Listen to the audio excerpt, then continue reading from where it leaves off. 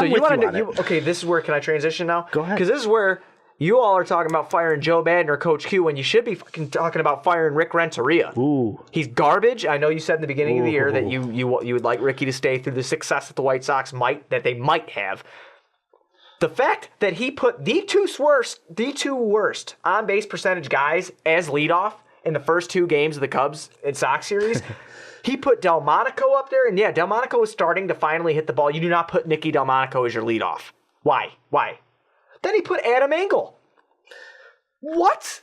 Did anybody else see that shit, or was that just me? That sealed his fate for me, because you know why? I was like, okay, you're trying to be Joe Madden by switching up the lineup, you moron. Yeah, but he's trying to mishmash a bunch of Trying to mishmash trash. He's got nothing, though.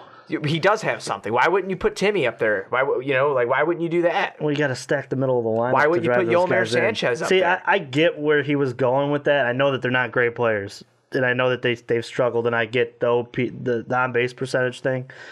But when you're dealing with a team like the White Sox, does it really matter what lineup you throw out there? Well, does it really matter? You know what? It does. To the people that fucking pay to want to watch the games and you have fans. Like, don't throw stupid fucking lineups out there that make no sense whatsoever. That was stupid and ignorant. And if I was his boss, that sealed his fate. I would have fired him, right? I would have literally walked out there. The White Sox season this year is, if you were playing the show, is that you simulate it. It's just be healthy. You know, I agree with that. But don't be ignorant and stupid. But you know what he's gonna do when Mancata he's back. You know, like he's back at the top of the lineup. Yeah, but that was another thing. That was another thing though that he did with Mancata. The same thing. Mancata. Okay, we're trying to establish him as a leadoff hitter. He's hitting 207. Then finally catches a hot streak, and what do? We move him to 6th for 3 games in a row, and then he gets hurt, and then it's just like, dude, like it just. It's frustrating when you have to sit and watch losses, and I think that's a lot of. It's not just that, but you got to give Rick a break because he's got nothing, dude. I understand. I understand he has nothing, but it showed me there and then, dude, that this is not the manager to lead us into the promised land. He is Doug Collins. Interesting. See, I don't know yet. I can't. Not even as good as Doug Collins. First of all. Lead you because as much as many prospects as the White Sox have, it's a rebuild. So you don't know who's going to be the guy where the guy's going to be. You don't. But I pretty much watched almost every Sox game this year, and just watching Ricky's decisions this year has really turned me off. And I thought, and I was all open-minded, man. Ricky Renteria, he did some good things last year. He kind of irritated me a few times last year and whatnot. But going into this and watching this, I'm just kind of like, you know what, man?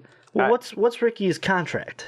Oh, I would have to look it up. I don't know. Because, I mean... Well, Jerry Reinsdorf is worth like $2.1 billion. If you got to pay him out $1 million, it ain't going to hurt him. Yeah, but that team is not known for that. They don't usually have 2 managers. To me, he's there for the foreseeable future. Oh, he's there because Ricky. It was actually a talk that me and the Sports Mockery dudes were having last night in our group chat. Was Ricky Renteria is like that blue collar kind of guy that Sox fans can relate with, and then plus with the players that we have on our team, most of them are Hispanic, and he's the Hispanic manager, and there's nothing wrong with that. I don't care about any of that. I'm just saying I don't like the calls that he makes, and I don't like what I'm seeing now.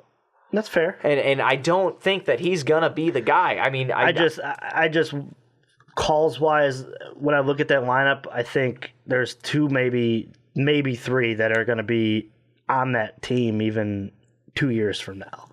So to me, when you set the lineup, it's like I think that you're just grasping at straws trying to win a game. I understand that, like, especially them going in, what they were doing wasn't working either. Well, realistically here, and just to go with me here, obviously we have young guys in the lineup that I think can be a part of the future. I've said this on the air before. Right. Obviously Mancata, obviously Tim Anderson, obviously Yolmer Sanchez is going to be around in some sort of capacity. He's hitting the ball lights out. Yeah, Jose Abreu doing great, and a potential dark horse all-star nod this year is going to be Matt Davidson. Yeah, he's been really solid. He's been very solid. So there's a million different possibilities here. I just don't like how Rick has been juggling the lineup. I don't like what he's been doing. But, I mean... It just reminds me of, like, the 2012, 2011, 2013 Cubs. Like, if you asked me, I'm sure there was the same story about Ricky too. But what did he have to work with?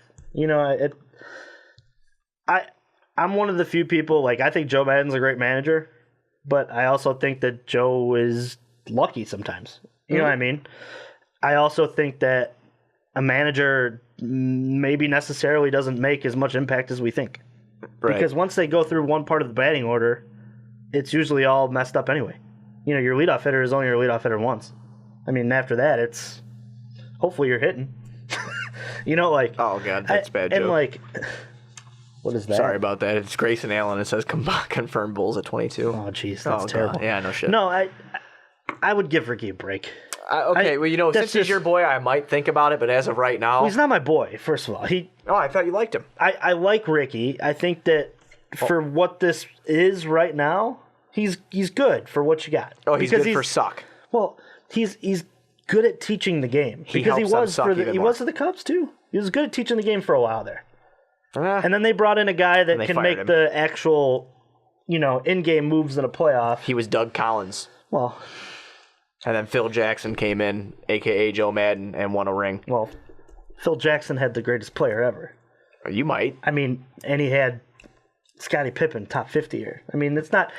Basketball, I'm just saying. It's so different. It is so different. I'm making the comparison. He's the placeholder. I understand what you're saying. He's a placeholder, and he might be a placeholder. But to me, his contract runs out because the White Sox do not do this. They don't take on two coaches at once. They don't pay two. Well, hopefully, that's just not normal. Well, hopefully we change that because I don't like him.